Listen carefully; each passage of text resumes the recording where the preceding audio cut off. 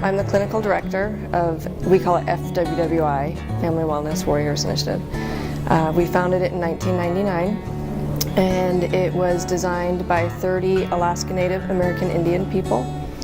We literally searched throughout the nation, actually internationally, because we went to Canada, looking for a program that we felt could be culturally adapted to our people, and to end domestic violence, child sexual abuse, and child neglect. Our focus is on calling out the warriors, calling out the men, and the way that we look at it is the women actually, when we started, let me go back, when we started we had a 3% male attendance rate, and we were focusing on Alaska Native American Indian people, but all were accepted if they're 21 and older. Okay. So when we started, men heard our, even though we called it Warriors Initiative, our training was called Beauty for Ashes, and we used pink flowers, and the men didn't respond. So we had a 3% to 8% male attendance rate, pretty low. We currently have 47% male attendance after 12 years. What we did was very cultural. The women dressed in our regalia, and we did a cultural call, and it was called Rise Up Mighty Warriors. And we stood and we asked our men to use their strength to protect the family and not to use their strength to harm. To return to the days of old where men would die to protect their families. I think they heard our cry, if you will, that they're needed, that they are not, when you talk domestic violence and sexual abuse, a lot of people think men are the problem. And it's not that maybe they are part of the problem occasionally, but they're definitely a part of the solution. And I think when they heard us saying, we need you, they responded. We have over 250 tribes in the state of Alaska, and it's broken down into 13 regions. Each region is very different, even though it's an Alaska Native culture, each culture has their unique traditions. And so traditions is very critical, it's a part of it, whether it is a father helping with a celebration of coming of age, a culturally appropriate celebration to help children, kind of young men move into manhood, adulthood. We do celebrations that are Alaska Native traditions. We drum when the women dance, and we do this every single training. The women stand and dance to this Rise Up Mighty Warrior, and the men drum. They respond by standing and drumming. And so culture is just woven throughout it. Every story, every teaching has story. That's Alaska Native culture. One of the things that we do, I'll just kind of explain the program. It's a 5-day intensive training. We have 12 topics. And so the way it works is most of our men and women in Alaska have experienced, and when I say most, it's 75% or higher, either domestic violence or sexual abuse, both men and women. So there's a lot of pain. And so what we have is wounded adults trying to raise children. So when we do our training, what we do is 12 topics.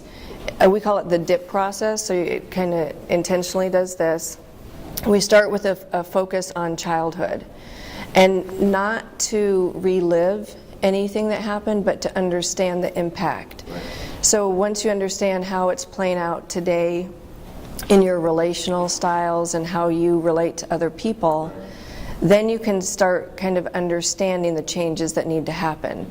And then we shift into topics that people who have been wounded, who've went through trauma, struggle with: anger, shame, identity, relational styles. So when the topics are taught, and it is a set curriculum, the person teaching, which is always Alaska Native or American Indian, tells their story as it relates to the topic. So if you have a story of, if we're teaching on anger, what's healthy anger, what's unhealthy anger, you might share your story that your dad was an angry man, or that you shut down when you get angry. Whatever your story is, after the 30-minute teaching, you go to a small group for an hour and a half. And every single person processes their own story. As they unpack their story, they're getting tools to understand what a healthy family looks like, how to communicate, how to have conflict, how conflict can actually help you develop intimacy, and learning what a healthy family looks like, because most haven't had that. I've been able to see multiple generations of family come through.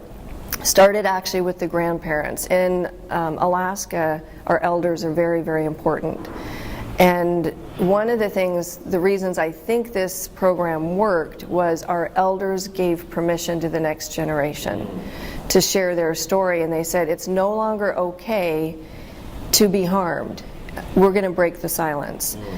And so what happened is we had a grandparent couple go through, and then their children, which are my age, mid-40s, went through. Their children, who are young adults in their 20s, getting ready to have the next generation of children, went through the training because they saw change in their grandparents and their parents.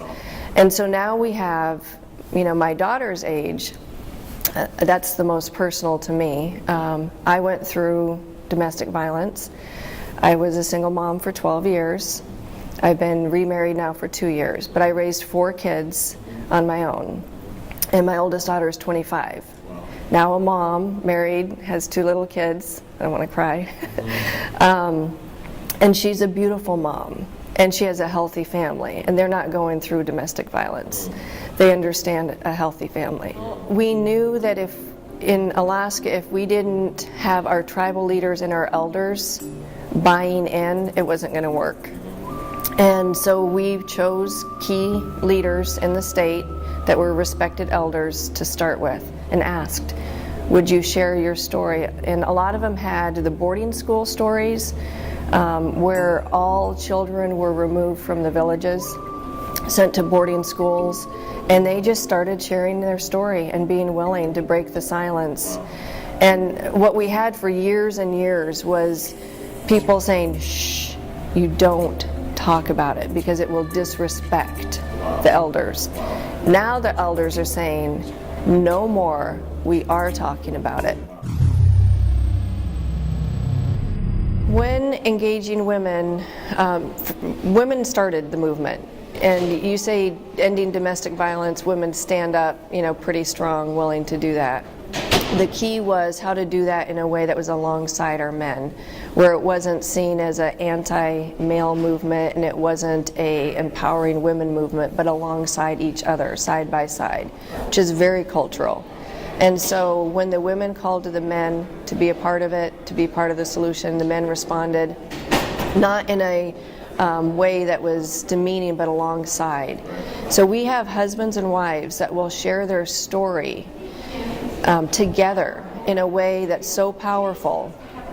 To me, it's unlike anything else we do, where the male will say how he harmed his family, how he silenced his wife, how he was an angry man, and while standing next to her, give her her voice. And she shares her story of what that was like. But they do it in a strength, in a willingness of, we're rebuilding our family. And so it's a beautiful thing when they do it together.